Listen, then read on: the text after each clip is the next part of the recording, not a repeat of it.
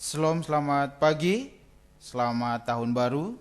Semoga Pak Guru kembali berjumpa dengan anak-anak kelas 4 yang luar biasa, anak-anak hebat dalam keadaan sehat walafiat. Meskipun saat ini kita masih dalam kondisi pandemi, tetapi semangat belajar kita harus terus dipupuk untuk kita belajar ya di semester 2 tahun 2021 ini. Di semester 2 ini kita akan awali pembelajaran tematik dengan buku tema 4F, Cita-citaku, subtema 1, Aku dan cita-citaku.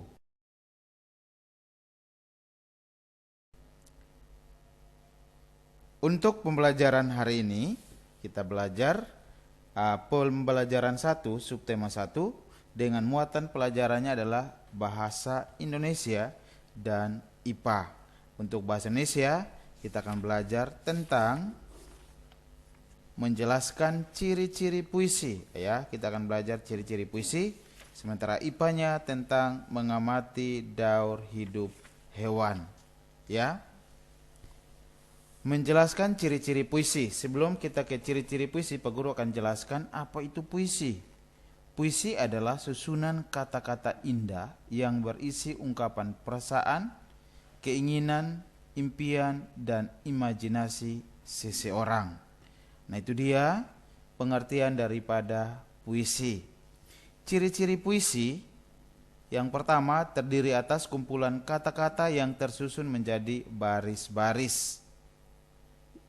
B. Baris-baris tersebut terkumpul menjadi beberapa bagian. Setiap baris terakhir berbunyi kata vokal, terkadang berupa huruf konsonan. Nah, kata vokal itu adalah kata yang diakhiri dengan huruf vokal seperti A, U, I, E, O. Nah, sementara huruf konsonan itu adalah selain huruf vokal tadi, B, C, D, dan seterusnya. Itu adalah huruf konsonan. Dan yang terakhir, ciri-ciri puisi adalah setiap baris terakhir bunyi kata teratur. Ya, itu dia ciri-ciri daripada puisi.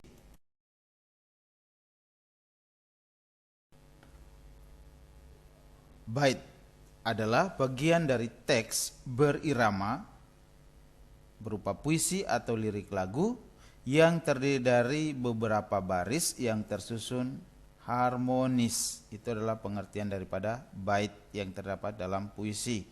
Contoh, Pak Guru ambil contohnya yang ada dalam buku halaman 4. Ayahku bertanya, ingin jadi apakah aku saat besar nanti? Aku menjawab, tidak tahu. Nah, di dalam puisi ini, ya, di dalam bait puisi ini terdiri dari 3 baris. Yang mana baris pertamanya itu adalah ayahku bertanya. Baris kedua, ingin jadi apakah aku saat besar nanti? Dan yang ketiga, aku menjawab tidak tahu. Nah, ini adalah jumlah barisnya adalah 3. 3 baris ini jika digabungkan menjadi 1 bait. Ya, jadi ini terdiri dari 1 bait puisi. 1 bait puisi ini terdiri dari 3 baris. Ya, ingat jika baca puisi dan ada tanda tanyanya atau tanda koma, perhatikan. Kalau ada tanda tanya berarti harus diakhiri dengan nada yang agak diputar sedikit. Contohnya di baris kedua itu adalah ingin jadi apakah aku saat besar nanti. Nah, itu adalah berarti ada tanda tanyanya di situ. Seperti itu. Beda dengan yang baris ketiga, aku menjawab tidak tahu. Artinya itu selesai, titik, ya. Jadi bacanya itu dari intonasi suaranya itu, kalau baca puisi itu yang orang yang mendengar itu pasti tahu, oh itu tanda bacanya titik, oh itu tanda bacanya tanda tanya, tanda seru. Seperti itu. Jadi itu harus diperhatikan anak-anak ketika nanti membaca puisinya. Selanjutnya adalah rima. Rima adalah kesamaan bunyi akhir pada baris-baris puisi. Pak Guru ulangi, rima adalah kesamaan bunyi akhir pada baris-baris puisi. Ada puisi yang memiliki rima dan ada puisi juga yang tidak memiliki rima. Perhatikan 2 contoh bait puisi di video ini. Bait puisi A, kulihat pemadam kebakaran itu gagah berani melawan kobaran api. Tidak peduli bahaya menghadang, sungguh ingin sepertimu. Nah, itu adalah bait puisi pertama. Jumlah barisnya ada berapa? Ya, ada 4 baris di dalam bait puisi A. Ya. Kita pindah ke bait puisi kedua, yaitu B. Guruku, kau ajarkan ilmu, dengan kesabaran kau membimbingku, agar aku capai cita-citaku, agar aku cerah masa depanku. Nah, itu adalah contoh puisi, bait puisi B, ya. Nah, dari kedua bait puisi ini A dan B, Pak Guru ambil contohnya langsung dari buku halaman 4, ya. Penggalan puisi manakah yang memiliki rima? Pak Guru ulangi, rima tadi adalah kesamaan bunyi akhir pada baris puisi, kesamaan. Perhatikan, kesamaan yang diakhiri, misalnya diakhiri dengan huruf A, berarti semua satu bait itu huruf akhirnya dalam setiap baris itu adalah A atau U atau I atau E. Ya, jadi penggalan puisi manakah yang memiliki rima antara bait puisi A dengan puisi B? Ya, betul, yaitu jawabannya adalah bait puisi B. Karena semua huruf, setiap baris diakhiri dengan huruf vokal, yaitu U. Baris pertama diakhiri dengan huruf U, baris kedua juga diakhiri dengan huruf U, baris ketiga juga dengan huruf U, baris keempat juga dengan huruf U. Jadi penggalan puisi yang memiliki rima adalah penggalan puisi B. Setiap baris pada puisi tersebut memiliki bunyi akhir yang sama, yaitu U. Ya. Nah, sekarang coba anak-anak baca kembali puisi tentang cita-cita yang ada di halaman 3.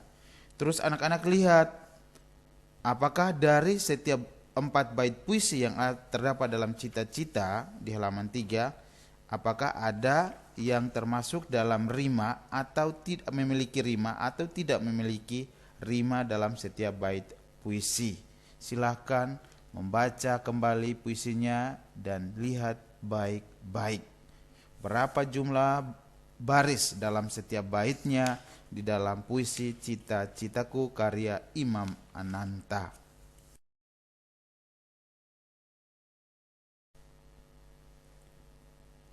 Oke. Ya, sebelumnya kita sudah belajar tentang muatan bahasa Indonesia, yaitu ciri-ciri puisi. Ya, ciri-ciri puisi tadi sudah dijelaskan. Jika belum paham bisa nonton kembali di video sebelumnya. Yang berikut adalah kita masuk dalam muatan pelajaran IPA, yaitu daur hidup hewan. Daur hidup hewan atau tahap pertumbuhan daripada makhluk hidup atau metamorfosis daripada makhluk hidup. Yang pertama adalah Pak Guru akan jelaskan apa sih daur hidup itu. Daur hidup adalah serangkaian perubahan yang berkaitan dengan perkembangan makhluk hidup dari awal hingga dewasa yang menyangkut aktivitas reproduksi untuk menghasilkan keturunan. Ya. Contohnya, daur hidup ini menurut prosesnya terbagi menjadi 2, yaitu daur hidup tanpa metamorfosis dan daur hidup dengan metamorfosis. Nanti Pak Guru akan dijelaskan daur hidup tanpa metamorfosis dengan daur hidup dengan metamorfosis seperti apa. Nanti simak terus videonya sampai selesai, ya.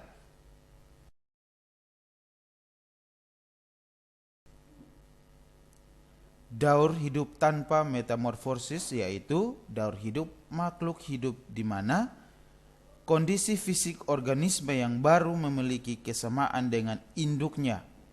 Contohnya itu adalah daur hidup manusia, ayam, bebek, dan lain sebagainya. Jadi tanpa metamorfosis itu persis seperti induknya, misalnya manusia, ya, ayam, bebek, dan lain sebagainya. Itu adalah contoh makhluk hidup, ya, yang melakukan daur hidup tanpa metamorfosis. Sementara daur hidup dengan metamorfosis yaitu daur hidup dari suatu makhluk hidup di mana organisme yang dilahirkan memiliki perbedaan yang sangat mencolok dengan individunya. Perbedaan mencolok itu adalah mulai dari telur, terus perubahan bentuknya, ya, sampai persis seperti induknya ketika dewasa. Contohnya adalah kupu-kupu dan belalang. Ya, nanti sebentar di contoh gambarnya itu Pak Guru akan jelaskan daur hidup kucing dan kupu-kupu. Jadi simak terus videonya itu sampai akhir ya. Nah, daun hidup tanpa metamorfosis dan daun hidup dengan metamorfosis ini, ya, Pak Guru perlu jelaskan kembali bahwa daun hidup dengan metamorfosis pada hewan itu dibagi menjadi dua bagian, yaitu ada metamorfosis sempurna dan metamorfosis tidak sempurna. Metamorfosis sempurna atau tahap perkembangan makhluk hidup sempurna itu merupakan hewan yang mengalami 4 tahap dalam daur hidupnya. Tahap metamorfosis sempurna yaitu ada telur, larva, pupa atau imago, dan menjadi kupu-kupu dewasa. Nah, itu adalah contoh metamorfosis sempurna untuk kupu-kupu dan nyamuk. Sementara juga ada metamorfosis tidak sempurna, yaitu merupakan hewan yang mengalami 3 tahapan dalam daur hidupnya, seperti telur, nimfa, dan menjadi kecoak dewasa. Yaitu contohnya itu adalah kecoak dan semut. Itu hanya 3 tahap saja. Sementara kalau yang sempurna itu ada 4. Ya, jadi itu harus diingat baik-baik. Sementara daur hidup tanpa metamorfosis itu merupakan daur hidup yang dalam masa pertumbuhannya tidak mengalami perubahan struktur dan bentuk. Ya. Daur hidup tanpa metamorfosis ini juga dapat diamati secara jelas tahap-tahap pertumbuhannya, dan umumnya itu menyangkut aktivitas reproduksinya. Misalnya daur hidup ayam, itu mulai dari telur, anak ayam, terus ayam dewasa. Nah, telur pada daur hidupnya itu berkaitan dengan reproduksi ayam yang bertelur atau ovipar. Ya.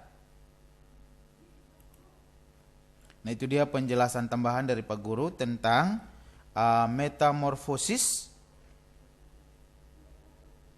daur hidup dengan metamorfosis dan daur hidup tanpa metamorfosis, seperti itu.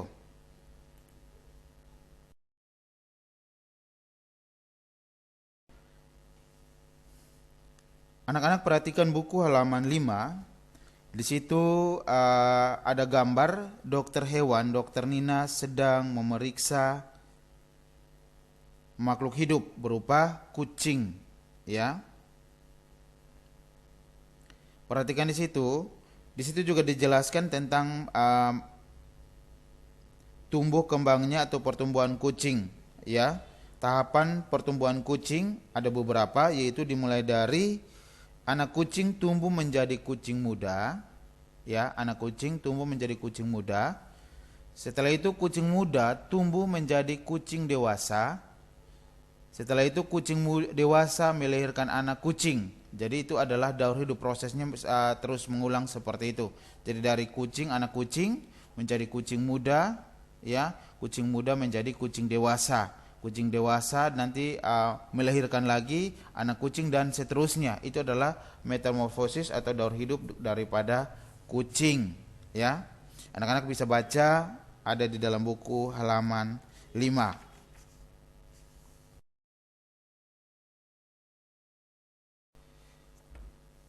Selanjutnya tahap pertumbuhan makhluk hidup kupu-kupu, ya, atau metamorfosis daripada kupu-kupu. Kupu-kupu metamorfosisnya dimulai dari telur.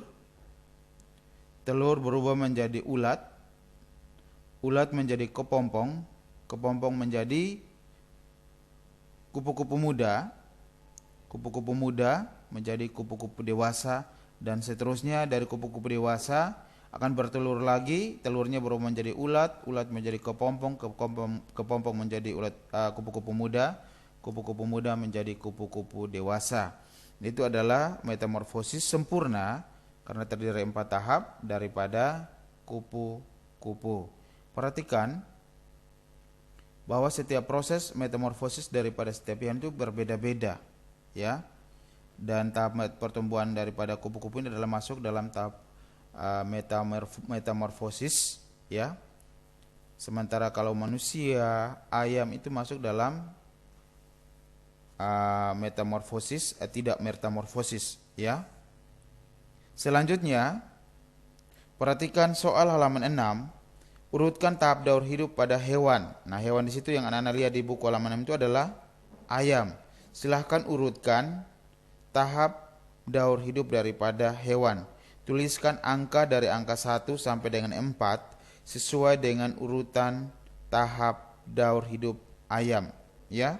Silahkan langsung diselesaikan. Selanjutnya nanti anak-anak akan menyelesaikan tugas yang ada di halaman 7 nomor 1, yaitu muatan bahasa Indonesia. Susunlah kalimat-kalimat berikut menjadi puisi. Nah, kalimat-kalimat tersebut itu terdiri dari 6 kalimat, itu belum menjadi puisi yang runtun, ya, di dalam satu bait puisi. Susunlah kalimat-kalimat ini menjadi satu bait puisi yang terdiri dari 6 baris, ya. Urutkan. Ya, ini diurut secara acak, jadi silakan anak-anak urut dulu.